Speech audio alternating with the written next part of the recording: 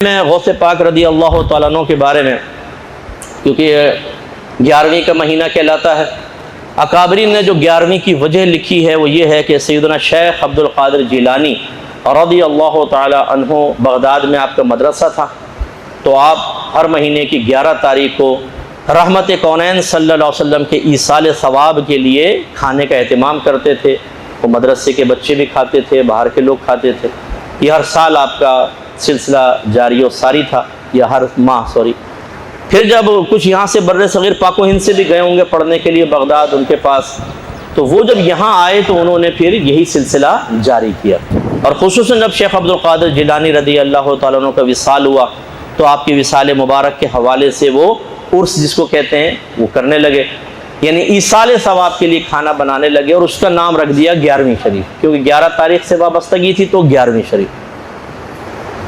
تو یہ اصل میں ایصال ثواب کا اہتمام ہوتا ہے۔ ایصال ثواب کا مطلب کیا ہے؟ ایصال مانے پہنچانا، اور ثواب کا مطلب وہ بدلہ جو آپ کے نیک عمل کے جواب میں اللہ تعالیٰ آپ کو دے گا۔ تو ایصال ثواب کا مطلب کیا ہوتا ہے؟ جب کوئی آپ نیک عمل کرتے ہیں تو آپ بس دل میں ہی نیت کر لیں یا زبان سے کہہ لیں اللہ تعالیٰ اس کا ثواب فلاں کو پہنچا دے، یعنی جو اس نیک عمل کا بدلہ تو مجھے عطا فرمائے گا اسے بھی اس میں حصے دار بنا دے۔ یہ اگر قرآن یا حدیث سے ثابت نہ ہوتا تو اپنے پاس سے تو ہم نہیں کر سکتے تھے، لیکن نبی کریم نے بارہا صحابہ کرام علیہم رضوان کو اپنے مرحومین کے لیے نیک عمل کرنے کی ترغیب دی۔ فرمایا جب تم اپنے طرف سے حج کرو تو اپنے مرحوم والدین کی طرف سے بھی کرو، ان کے لیے نماز پڑھو، ان کے لیے روزہ رکھو۔ کسی نے آ کے ایصال ثواب کا پوچھا کہ میں اپنی والدہ کو کیسے نفع پہنچاؤں، ان کا وصال ہو گیا ہے، تو فرمایا پانی پلاؤ۔ اس کا مطلب ہے عمل ہم کریں گے اور بدلہ ان کو بھی ملے گا۔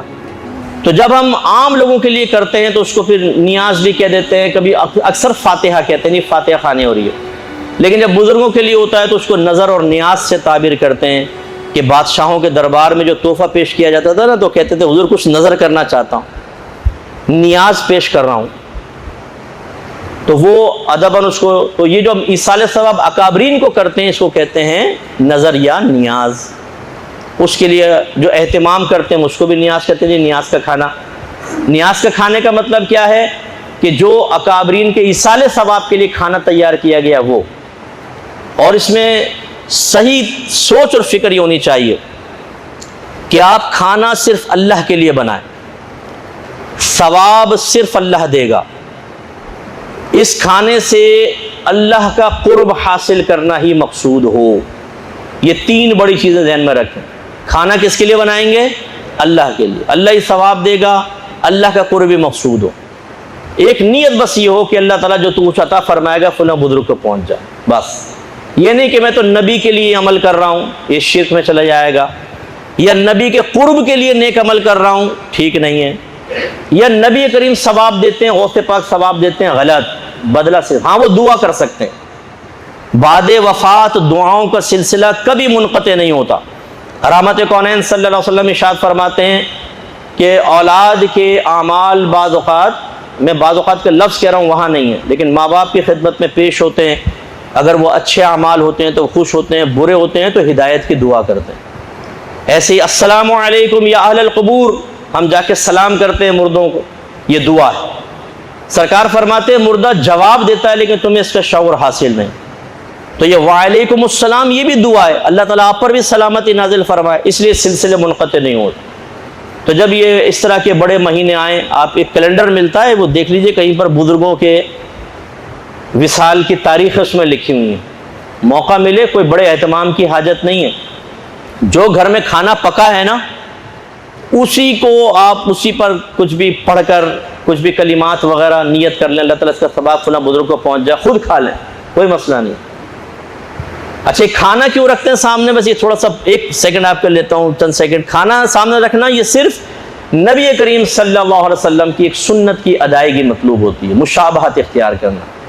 سرکار نے کھانا بڑھانے کے جتنے بھی معجزے دکھائے یا پانی بڑھانے کے وہ سامنے رکھا، کھانے پہ آئیں، دسترخوان پہ بیٹھے ہیں، پھر جو اللہ نے چاہا پڑھا اور فرمایا کھاؤ، تو 4 آدمیوں کا کھانا 1400 کو پورا ہوا، اللہ برکت پیدا کر دی، یہ آپ کا معجزہ تھا۔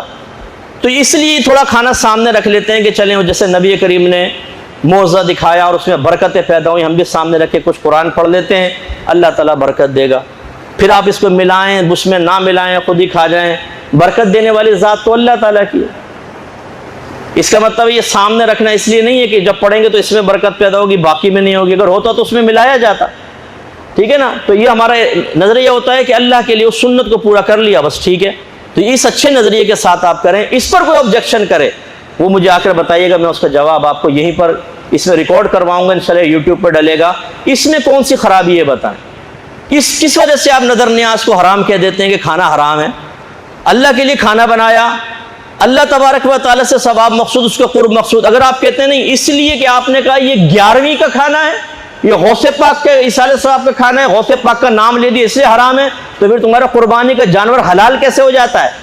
جب پوچھتے ہیں جانور کس کا ہے قربانی کا، کہتے ہیں چودھری صاحب کا، وہ گیا وہ تو جانور غیر اللہ کا نام لے دیا آپ نے۔ یہ کھانا کس کا جی؟ ولیمے کا کھانا ہے، یہ شادی کا کھانا ہے، یہ سالگرہ کا کھانا ہے، یہ بچے کی ٹنڈ ہوئی تھی اس کا کھانا ہے، ٹکلا ہوا تھا۔ یہ سارے کھانے شرک سے پاک ہیں۔ غوث پاک کا نام لے دیں تو اس میں شرک گھس جائے گا، وہ کھانا حرام ہو جائے گا۔ یار عقل کو بھی ہاتھ لگاؤ کچھ بھائی، کہاں سے یہ خالی اس پہ نام لینے سے حرام ہو جائے گا؟